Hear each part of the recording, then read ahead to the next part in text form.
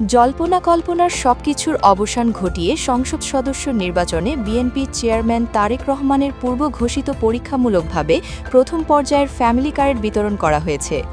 ভোলার চরফ্যাশনের হতদরিদ্র ২৩৩ পরিবার পেল ফ্যামিলি কার্ড।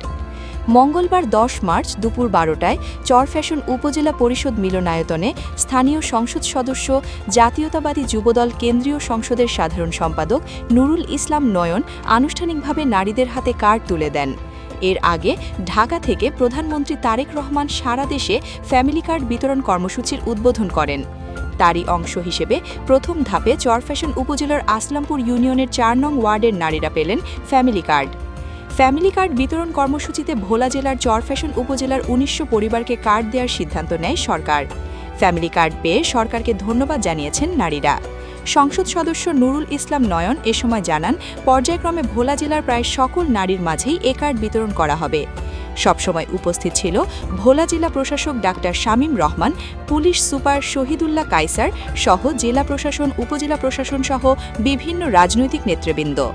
মহান রব্বুল আলামিনের একটি অনুগ্রহ যে মাত্র ১৪টা উপজেলার মধ্যে চরফ্যাশন উপজেলাকে অন্তর্ভুক্ত করা হয়েছে এই পাইলটিং প্রোগ্রামে ফ্যামিলি কার্ডের জন্য।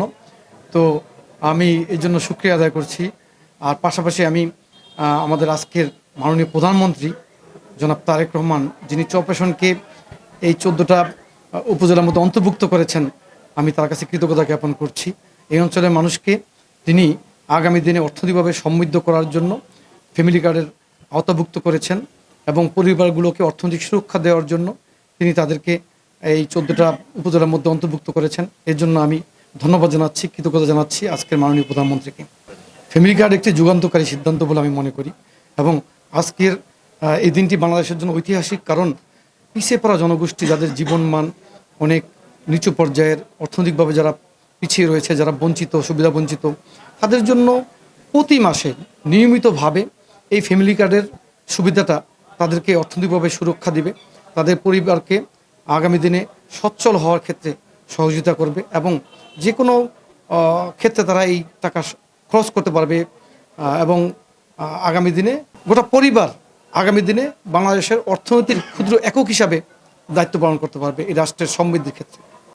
এই অঞ্চলের মানুষের জন্য এটা অনেক সহায়ক একটি প্রকল্প, কারণ প্রান্তিক পর্যায়ের মানুষ খুবই সুবিধাবঞ্চিত এবং তারা যে রকমের সাধারণ জীবনমানের মধ্যে জীবন পার করে, তাদের জন্য এটা একটা আশীর্বাদ স্বরূপ এই কার্ডটি আমার কাছে মনে হয় বাংলাদেশ সরকার ইতিমধ্যেই চালু করেছেন এবং এটা যদি ধারাবাহিকভাবে গোটা বাংলাদেশে বাস্তবায়িত হয় তাহলে অ্যাজ এ হোল বাংলাদেশের অনেক পরিবার সচ্ছল হবে, শিক্ষিত হবে এবং তারা বাংলাদেশকে সমৃদ্ধশালী করার ক্ষেত্রে রোল প্লে করতে পারবে। সারা জীবনের কষ্ট অর্জিত টাকায় বানান আপনার স্বপ্নের বাড়ি। ডিজাইন হোক নিখুঁত, নির্মাণ হোক নির্ভরযোগ্য, আমরা দিচ্ছি আধুনিক, টেকসই, আপনার বাজেট অনুযায়ী ডিজাইন। আজই কল করুন আমাদের দেওয়া নাম্বারে। আপনার স্বপ্নের বাড়ি শুরু হোক ডিজাইন দিয়ে।